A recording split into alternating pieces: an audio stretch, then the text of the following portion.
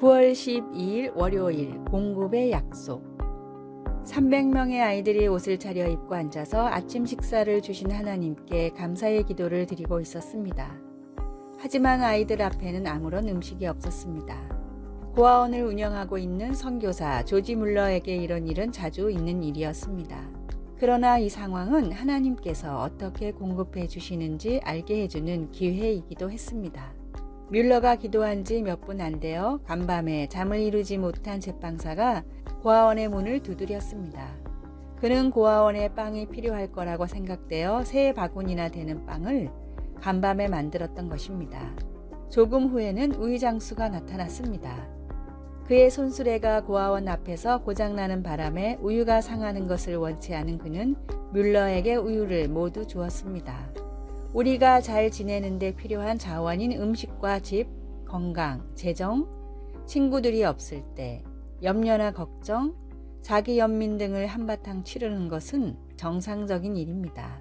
그런데 열왕기사 17장 8절에서 16절 말씀은 하나님의 도움이 나는 떡이 없고 다만 통에 가루 한 움큼과 병에 기름 조금뿐이라고 말한 가난한 과부처럼 전혀 예상하지 못한 방법으로 올 수 있다는 것을 상기시켜 줍니다. 그 이전에 엘리야에게 공급해 준 것은 까마귀였습니다. 우리는 부족한 것을 채우려고 염려하므로 여러 갈래로 길을 찾아 나설 수 있습니다. 하지만 하나님께서 우리의 필요를 채워주시겠다고 약속하신 공급자시라는 것을 분명히 알면 자유로울 수 있습니다. 말씀.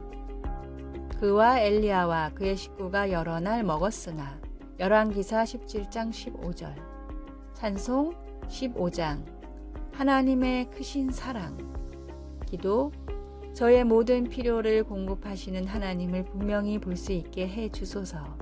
하나님을 먼저 찾지 않고 헛되이 제 방법을 먼저 찾았던 날들을 용서해 주소서. 예수님의 이름으로 기도드립니다. 아멘.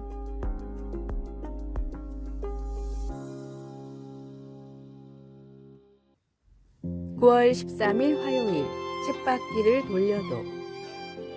론 허치크래프트의 마음 도둑이란 책에 나오는 게르빌루스라는 다람쥐와 주인의 대화입니다. 아침에 일어난 주인이 게르빌루스를 찾아가 계획을 물었습니다. 게르비, 오늘의 계획은 뭐야? 일단 사료를 먹어야지. 그리고 잠시 쉬었다가 곧 시작할 거야. 시작한다니 뭐를? 게르빌루스는 귀찮다는 듯이 대답했습니다. 먹긴 뭐야? 쳇바퀴 도는 일이지. 잠시 뒤 사료를 다 먹은 게르빌루스는 쳇바퀴에서 열심히 달렸습니다. 주인이 몇 시간 뒤 찾아와 다시 물었습니다. 그런데 거기서 평생 쳇바퀴만 돌 거야? 다른 방법을 시도해보는 게 낫지 않겠어? 주인의 말을 들은 게르빌루스는 고개를 끄덕였습니다. 그 말이 맞아. 여길 벗어나려면 조금 더 빨리 달려야겠어. 그리고 젖먹던 힘을 다해 쳇바퀴를 굴렸지만 여전히 제자리였습니다. 사육장을 벗어나지 않는다면 아무리 열심히 달려봤자 제자리일 뿐입니다. 진리로 얻은 자유함을 버리고 다시 세상의 쳇바퀴로 돌아가는 어리석은 성도가 되지 마십시오. 오늘의 말씀. 임금들과 높은 지위에 있는 모든 사람을 위하여 하라. 이는 우리가 모든 경건과 단정함으로 고요하고 평안한 생활을 하려 함이라. 디모데전서 2장 2절. 오늘의 찬송 207장 귀하신 주님 계신 곳. 오늘의 만나. 없어질 것을 위해 열심히 내는 어리석은 자가 되지 않게 하소서. 똑같은 세상에 나가 똑같은 일을 해도 주님을 위한 마음으로 합시다.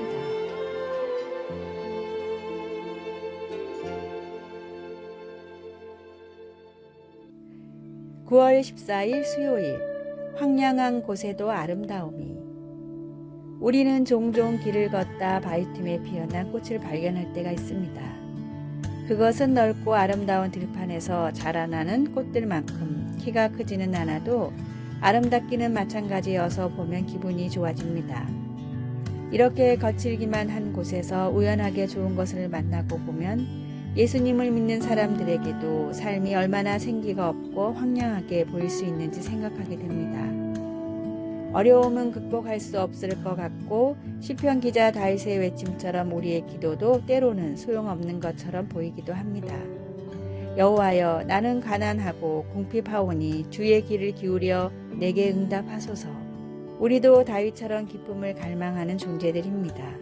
그러나 다윗은 이어서 주를 부르는 모든 사람들에게 인자함을 넘치게 베풀어 주시는 하나님, 신실하시고 긍휼히 여기시며 은혜를 베푸시는 하나님을 섬긴다고 선언합니다. 하나님은 정말로 응답해 주십니다. 때때로 하나님은 황량한 곳에 해바라기를 보내주십니다. 그것은 친구로부터의 격려의 말이나 글, 위로의 문장이나 성경 구절 혹은 아름다운 해돋이처럼 우리에게 희망을 가지고 더 가벼운 발걸음으로 앞으로 나가게 해주는 것들입니다. 우리를 어려움에서 건져주시는 하나님을 경험할 그날을 기다릴 때에도 시편 기자처럼 주는 위대하사 기이한 일들을 행하시오니 주만이 하나님이시니이다 라고 선언하는 우리가 될 수 있기를 소원합니다. 말씀, 주는 선하사 사죄하기를 즐거워하시며 주께 부르짖는 자에게 인자함이 후하심이니이다. 시편 86편 5절. 찬송 327장 주님 주실 화평. 기도, 사랑의 하나님, 긍휼히 여기시고 은혜를 베풀어 주시니 감사합니다. 신실하신 하나님이 과거의 나의 기도를 어떻게 응답하셨고 또 미래에 어떻게 응답하실지 기억하게 하소서. 예수님의 이름으로 기도드립니다. 아멘.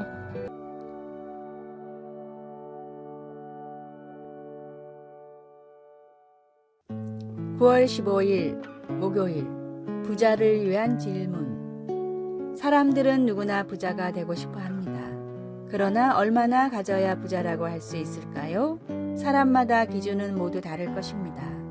다음은 미국의 유명한 인터넷 커뮤니티에 올라온 당신이 부자인지 확인할 수 있는 질문이라는 글입니다. 첫째, 친구의 성공에 진심으로 축하할 수 있다면 부자이다. 둘째, 남을 위해 베풀 때 본절 생각이 안 난다면 부자이다. 셋째, 자녀들의 존재만으로 기뻐할 수 있다면 부자이다. 넷째, 모든 식사에 앞서 진심으로 감사 기도를 드린다면 부자이다. 다섯째, 일상에서 접하는 자연의 아름다움이 느껴진다면 부자이다. 여섯째, 부족한 것에 대한 갈망이 아니라 있는 것에 대해 감사하고 있다면 부자이다. 일곱 번째, 남을 비난하는 횟수보다 더 많이 축복한다면 부자이다. 여덟 번째, 과거를 그리워하지 않고 미래를 기대하고 있다면 부자이다. 아홉 번째, 아무리 바빠도 하나님을 잊지 않고 있다면 부자이다. 열 번째, 죽음이 두렵지 않다면 부자이다. 진정한 부자는 마음의 구원의 확신을 품고 하나님이 주신 것에 만족하며 사는 사람입니다. 우리 삶에 베풀어 주신 하나님의 충만한 은혜에 감사하십시오. 오늘의 말씀, 내가 비천에 처할 줄도 알고 풍부에 처할 줄도 알아 모든 일에 배부르며 배고픔과 풍부와 궁핍에도 일체의 비결을 배웠노라. 빌립보서 4장 2절. 오늘의 찬송 301장 지금까지 지내온 것. 오늘의 만나, 주님께서 인정하는 진정한 부자가 되는 삶을 살게 하소서. 10가지 목록 중에 내게 필요한 부분이 무엇인지 살피고 개선합시다.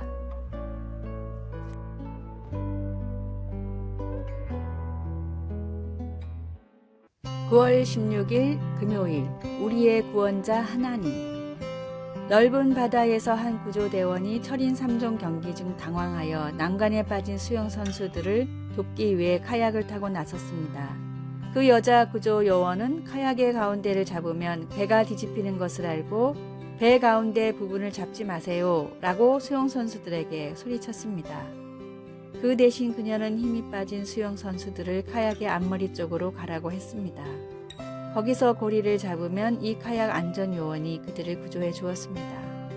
삶이 그리고 사람들이 우리를 끌어내리려 하는 위험 앞에서 예수님을 믿는 우리에게는 구원자가 계심을 압니다. 주 여호와께서 이같이 말씀하셨느니라. 나 곧 내가 내 양을 찾고 그 흩어진 모든 곳에서 그것들을 건져낼지라. 에스겔 34장 11절에서 12절. 이것은 이스라엘 백성이 유배 중에 에스겔 선지자가 준 확신이었습니다. 이스라엘 지도자들은 백성들을 무시하고 착취하고 삶을 약탈하며 자기만 먹이고 하나님의 양떼를 먹이지 아니하였습니다. 그 결과 사람들은 온 지면에 흩어졌으되 찾고 찾는 자가 없었습니다. 그러나 주님은 내가 내 양을 건져내겠다고 선언하셨습니다. 그리고 그분의 약속은 지금도 유효합니다. 우리는 무엇을 해야 할까요? 전능하신 하나님과 그분의 약속을 견고히 붙잡으십시오. 하나님은 나 곧 내가 내 양을 찾고 찾으리라고 말씀하십니다. 그것은 단단히 붙잡을 가치가 있는 구원의 약속입니다. 말씀, 내가 그 흩어진 모든 곳에서 그것들을 건져낼지라. 에스겔 34장 12절. 찬송 400장 험한 시험 물 속에서. 기도, 하나님, 인생이 너무나 두려울 때엔 험한 풍랑에서 돌이켜 언제나 하나님께 나아가게 하소서. 아멘. 아래의 빨간색 글자 구독을 누르시어 더 많은 전도의 열매를 맺으시기를 기도합니다.